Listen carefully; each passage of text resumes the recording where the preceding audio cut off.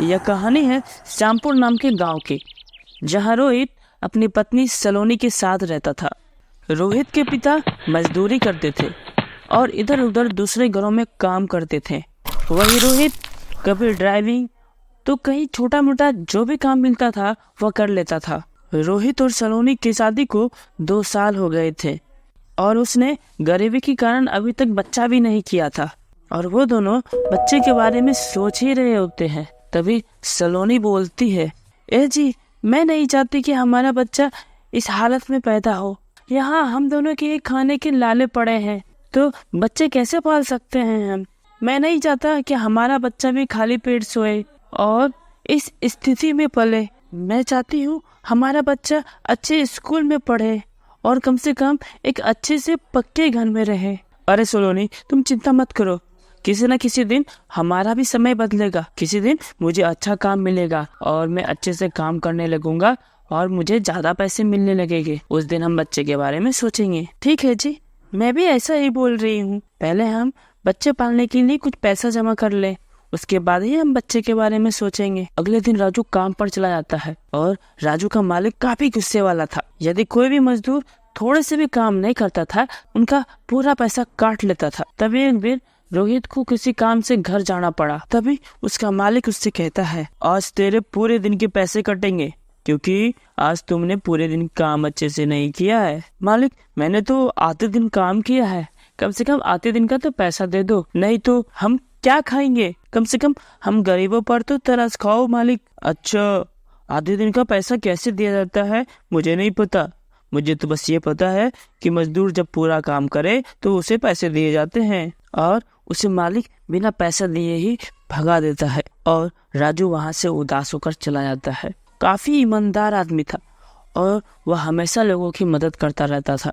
वही रोहित जब एक दिन घर जा रहा था तो वह देखता है एक सेठ की गाड़ी कीचड़ में फंसी हुई है, लेकिन वहां आसपास जा रहे लोग कोई भी उनकी मदद नहीं कर रहे। तभी रोहित उनके पास जाता है और बोलता है, सेठ जी, आपकी गाड़ी तो कीचड़ में फंसी हुई है, मैं कीचड़ हटा दूंगा तो गाड़ी आगे निकल जाएगी। रोहित गाड़ी को कीचड़ से निकाल देता है।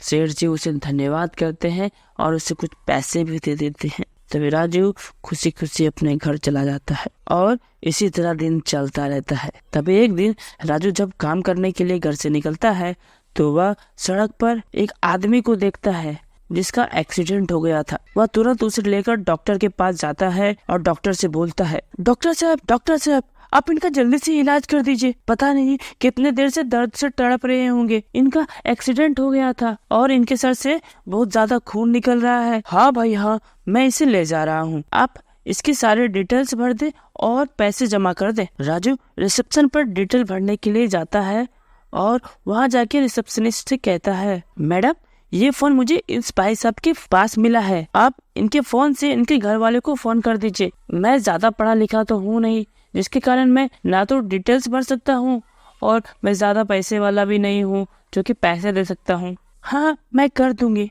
आप कितने अच्छे इंसान हो जो आप इसको हॉस्पिटल तक ले आए, नहीं तो पता नहीं क्या होता इनका। वैसे आजकल लोग कोई किसी की मदद नहीं करते, लेकिन आप जैसे लोगों को देखकर लगता है कि आज भी इंसानियत जिंदा है। हाँ जी, आपका बहुत बहुत शुक्रिया। और उसके बाद मैडम उस घायल आदमी के घर पे फोन करती है, हेलो, मैं सिटी हॉस्पिटल से बोल रही हूँ, आपके आदमी का एक्सीडेंट हो गया है, आप जल्दी से यहाँ पहुँच जाइए। उसके घर वाले आते हैं और वो काफी परेशान हो जाते हैं, लेकिन इसमें घबराने की कोई बात नहीं थी क्योंकि उसे चोट काफी कम आई थी। जैसे ही वह आदमी होश में आता है, वह सबसे पहले पूछता है कि मुझे यहाँ कौन लाया, जिसने मेरी जान बचाई है, मैं उसका शुक्रिया अदा करना चाहता हूँ, आप कृपया उनसे मुझे मिलवा दें। डॉक्टर रोहित को बुलाते हैं, तुम्हारा बहुत बहुत शुक्रिया मेरे भाई, अगर तुम न होते तो पता नहीं क्या होता, मैं जिंदा होता या न होता। मैं जैसे ही ठीक होऊंगा मैं तुम्हारे घर चलूंगा। और ठीक होने के बाद वह जैसे ही रोहित के घर आता है तो क्योंकि रोहित के घर से पानी टपक रहा था, पूरा घर टूटा फूटा पड़ा हुआ था, वह आदमी उसे गिफ्ट में एक बहुत अच्छा घर दिलवा देता है। राजू और सलोनी उस घर में अच्छे से रहने लगते हैं और इस तरह कहानी खत्म होती है। तो दोस्तों, देखा आपने, अच्छे कर्मों का नतीजा हमेशा अच्छा ही होता है। इसी तरह की और अच्छी कहानी देखना चाहते हो तो चैनल को सब्सक्राइब जरूर करें। धन्यवाद।